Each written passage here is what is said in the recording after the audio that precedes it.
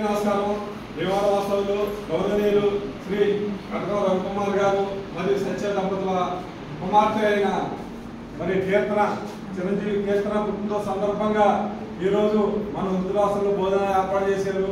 మరియు మరి కటకం రవికుమార్ గారి తల్లి గారైన మాతృమూర్తి కీర్తిశేషులు కనకదుర్గ గారి జ్ఞాపకార్థం కూడా ఈరోజు కలిసి రావడం, రెండు విశేషాల వల్ల ఈరోజు ఈ పూట మనకి వృద్ధులాసంలో భోజనాలు మరియు నూతన వస్త్రాల పంపిణీ మరియు బ్రెడ్ ప్యాకెట్లు, ఫ్రూట్స్, కేకు ఇవన్నీ తీసుకొచ్చారు.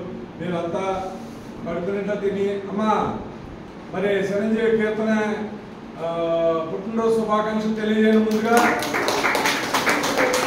మన బంగారు తల్లి ఇటువంటి ఎన్నో పుట్టినరోజు వేడుకలు జరుపుకోవాలని, జీవితంలో ఎంతో ఎత్తుకు ఎదగాలని, మరియు మనందరూ ఆయుష్ కూడా పోసుకుని నిండు నూరేళ్ళు చల్లగా ఉండి మరి వారి కుటుంబం ఎల్లప్పుడూ ఆయురారోగ్యాలతో అష్టైశ్వర్యాలతో జీవించాలని కోరుకుందాం.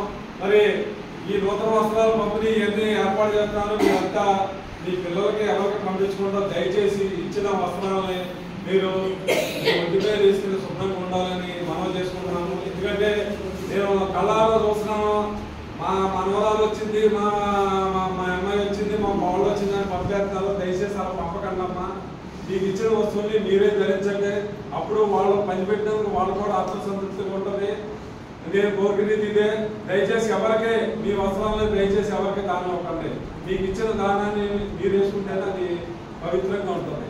దయచేసి అర్థం చేసుకున్నామా. మరి రవికుమార్ గారిని సత్య దంపతులను కూడా మీరంతా ఆశీర్వదించి మరి వారి పిల్లల ప్రతి కార్యక్రమం మన ఆశ్రమంలో ఏర్పాటు చేస్తున్నారు. మరి ఇటువంటి మరెన్నో సేవా కార్యక్రమాలు ముందు ఇంకా చేయాలని, భగవంతుడు తగినంత శక్తిని ఇవ్వాలని మనసారా కోరుకుందాం అమ్మా. జై హింద్.